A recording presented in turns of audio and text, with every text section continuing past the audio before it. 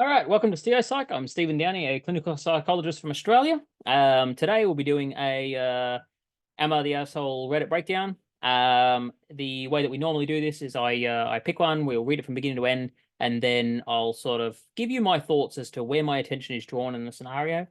As of today, I'm going to start trying to pick ones that are a little different to ones that I've done in the past, just because I don't want this to be too repetitive.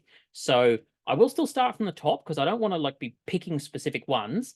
But I want to drop down until I've got one that I'm pretty sure that I've not covered in the past. So we'll do that. Feel free to whack things in the comments if you want me to review it. Earlier today, I reviewed a ABC article, which was something interesting for me to just sort of break down that. It's an article from a mental health perspective. If you like the video, like it. If you want more like this, then subscribe. And generally speaking, just to give a schedule, I'm probably going to be doing these predominantly on my working days, which is in Australia on a Wednesday, Thursday, Friday. That's my sort of in-clinic days are the easier days to do it. And then I will occasionally be doing it on other days. But I do just do this for fun. So some days on my off days like today, I'll get in here and doing it. So first one here, we've already done one. Should I pay for my stepkids thing in the in the context of a custody agreement? So I'm going to go this one here. Am I the asshole for telling my mother-in-law that I don't want her here because my baby hates her? Okay. Let's go with this. That one looks interesting to me. So, oh, that's a lot of text. Okay, I don't want this to be too long because I've already been talking for the past 35 minutes. The ABC article one got well out of hand, but it was a longer article as well. So I'm gonna read this from beginning to end and then sort of just give you some thoughts as to what I'm thinking about this one. Am I the asshole for telling my mother-in-law that I don't want her here because my baby hates her? I am a 26-year-old female. I've been with my husband since we were 14, and we just had a baby 10 months ago. I've always gotten along with my mother-in-law. She's a very sweet woman who would literally take the shirt off her back to make sure I'm okay. I love this woman tremendously, but for whatever reason, every time she comes to see the baby, my daughter screams bloody murder the entire time she's here. She doesn't do this with anyone else, but literally the second my mother-in-law walks through the door and my daughter sees her, she's in my ear, screaming, hyperventilating, and inconsolable. It's literally been like this since she was born. My mother-in-law first visited when she was 4 days old, and it was the same thing. We have never been super cautious about having people over to see our daughter, but like I said, she's not like that with anyone else. Like some people, she doesn't want touching her, but she never cries. My mother-in-law is just the polar opposite. She's been able to successfully hold her once without her screaming, but it was when she was holding her faced away and her husband was entertaining her to keep her distracted. My mother-in-law comes over once a week, and honestly, I've started completely dreading her coming here at all because I'm not kidding. My daughter screams the entire time, and sometimes my mother-in-law doesn't leave for a couple of hours. It's not fun for anyone involved. Well, she came yesterday, and my husband is starting to get irritated by the fact that our daughter refuses to warm up to his mother because she's a huge part of our lives. So he suggested that she start coming here more often than she already does now to basically attempt to force the bond. I personally know it doesn't work like that. I mean, if the bond was going to happen right now, it would have already. She simply does not like my mother-in-law. I thought maybe it was the perfume my mother-in-law wore, so she stopped wearing perfume, but that did nothing. I told her not to wear jewelry to see if that helped, but again, that did nothing. I've even had her put her hair up, thinking maybe my daughter was getting overwhelmed with not being able to see her face completely, and that actually made it worse. I've told her to stop baby talking her because she has a very high-pitched baby talk voice, but her normal voice didn't calm the baby down either. And honestly, I'm exhausted and fed up with trying. I don't think we should try. I think we need to let it go and let it form naturally. She'll warm up to her eventually in her own time, but my husband is basically just not okay with it. Or because my mum came here to see us for the first time last month. She lives in the UK and traveling is hard to the US for her. And her daughter immediately loved her and didn't want her to set her down. My husband felt slighted about it. And as I said, he wants his mum to come here more. Well, usually I don't mind when mother-in-law stops by, but she came by unannounced this morning at 8:30. And I mean, I'd just woken up with the baby. She had a long night teething, so I'm talking like 3 hours of sleep. She comes in and says my husband told her to come over and hang out for the day. She said she'd cleared her entire schedule to be here. I just kind of shook my head and said, I really don't want to deal with the baby screaming all day. I wish you guys had run this by me. You know I love having you here, but this whole let's force a bond bullshit is dragging me mentally. You guys should have asked me. She looked hurt and said, it's okay, sweetie, I can go. And she left a few minutes later. But now my husband is mad at me, insisting that this would have worked. Am I the asshole? Okay. Um, Right. Where would I start with a situation like this? So first off, I don't think there are any assholes in this situation. Um, I think the mother-in-law is showing tremendous patience in continuing to try to sort of form a bond with the baby. I think that's great. I don't see any issues there. I think the husband is very understandably frustrated, particularly when mum's mum comes and is immediately accepted, and yet his mum isn't. I understand his frustration. Um, and then mum here, like, raising small children is hard work. So, but I mean, I think that she's actually been really nice, even when she gets to the point we see this assertive, like, way of saying, I don't want to deal with the baby screaming all day. I wish you'd run it by me. I love having you here, but this whole let's force a bond bullshit is dragging me mentally. You guys should have asked me, right? And it's just sort of going, there's a boundary here. And I think by just doing what my husband said without asking me, you have overstepped that. I'm not okay with this, and I should be a part of this decision. Mum has, even though a bit hurt, mum, like a champion, is, it's okay, sweetie, I can go. What a wonderful response. Just respects the boundary and says, you know what? This seems reasonable. And off she goes. I can imagine that the mother-in-law is hurt in this situation. Like, being rejected by your grandchild. I don't know if this is the first grandchild or not. We're not told, but like, that's fine. And yet there's a relationship here that she's had with this girl since she's 14. So what is that? They've been in each other's life for, why can't I math that? That's 12 years, and they've got clearly a good relationship. This whole situation, I love everything I'm seeing. If there's an asshole in this, it's the baby. All right. That's my take. Okay. Now, how would you approach a situation like this? Okay, first off, so forcing the bond, would it work? There's actually a chance that it would work. Okay, so to all the bleeding hearts that, oh, let it fall into time, blah, blah, blah. Why would I not take that approach? I actually might take that approach, but it would not be with the mother around, right? So that's where I would do that. Mum is sick of hearing this kid screaming, right? And that is completely fair. There is a point where you just cannot tolerate the sound of your child screaming for one more minute, or you want to hurl them through a wall. You wouldn't, but you want to, and that is a very, very normal feeling, right? So, like, to know this is going to cause my baby to scream, and most mothers that I know, they get genuinely grated by the sound of their child screaming. I swear that there's like a study done on children screaming that demonstrates how it's like it has evolved specifically to be the most annoying in your head sound that is possible, right? So, generally speaking, we're looking at this and going, we have a mum here who doesn't want to have to listen to her child scream. Absolutely, right? So if we're trying to force this bond to happen, this is not the way to do it, right?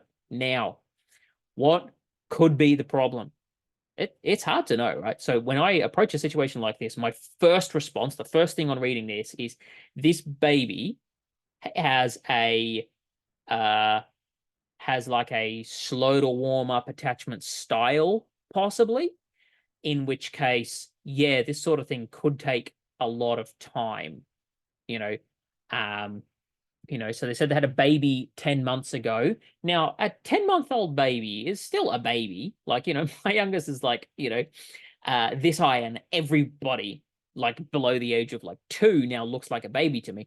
But I think when we're talking babies, 10 months is 10 months. I can have a certain level of expectation around a baby of 10 months that I wouldn't have a baby of, like, let's say 2 months, something like that.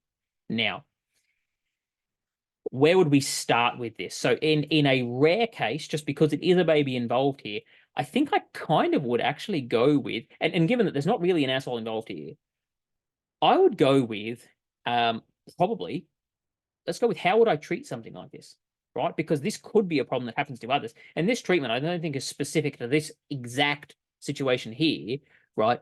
But it could be useful for parents who are tackling a similar problem, the idea of how would we think about this, right? So the first thing we need to think about is, if over a period of 10 months, there is a mother-in-law baby cry. Mother-in-law, baby cry. Mother-in-law, baby cry. We need to expect that these things are wired, right? And so we call it a conditioned response. This baby, I would argue, has a conditioned response to the mother-in-law of screaming, right? We need to figure out how can we change the conditioned response, right? So that actually becomes the framework that we put it in to go, how do we do this, right?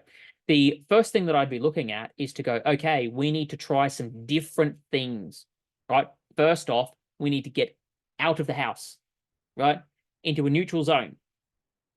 Secondly, and this could be important, right? So when I hear about a situation like this, my mind goes to, what don't I know?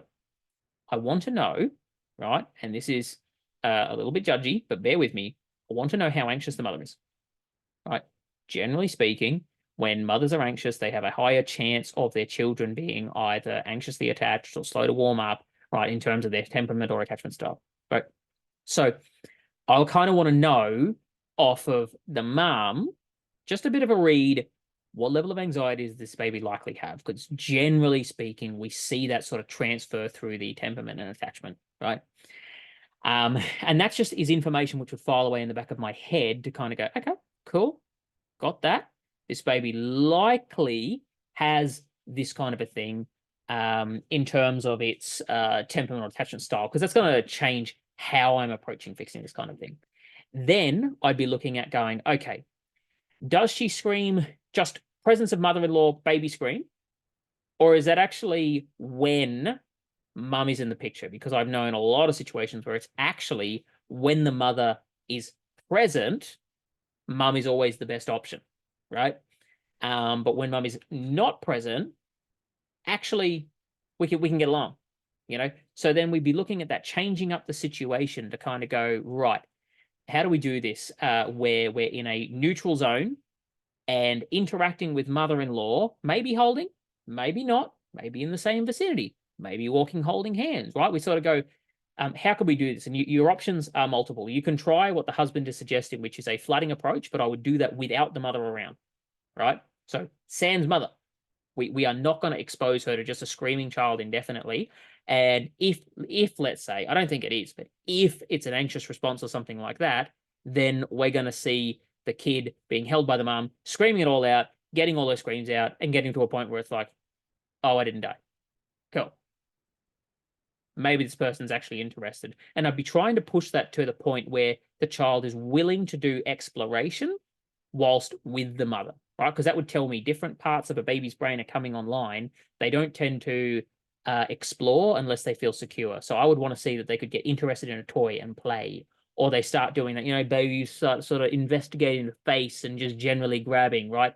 That would indicate to me that we've sort of hit different part of the brain online. Okay, so if we're taking a flooding approach, which could work, would I go for it? I don't know, maybe. I mean, it's the fastest approach generally. Then, yeah, we do that. Mum would not be there, right? Is the screaming or whatever going to hurt the baby? Absolutely not. Dad would be there, right? Not a problem. It's just we don't need mum to suffer while the baby's also. Will the baby have a problem? Definitely not. Right? Babies scream. They just do it. Okay.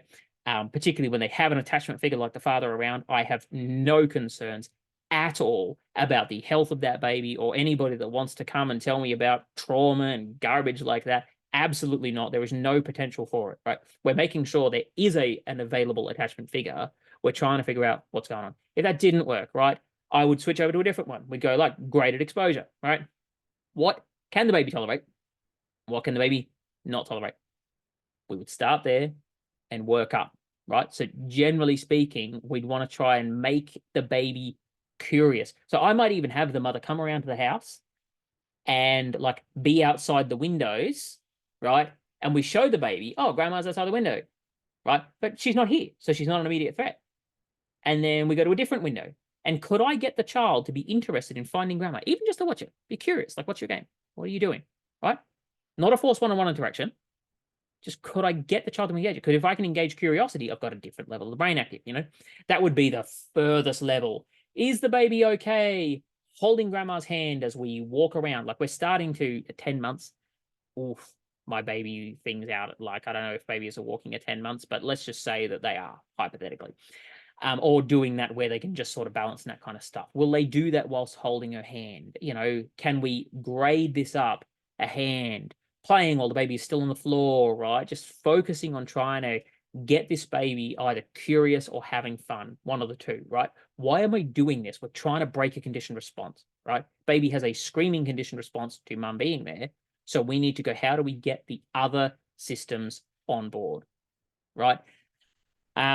You know, so I'd be looking at trying to change those sorts of things. Would I simply let it develop over time? Now, this is sort of where I'm going to go away from what mum's saying.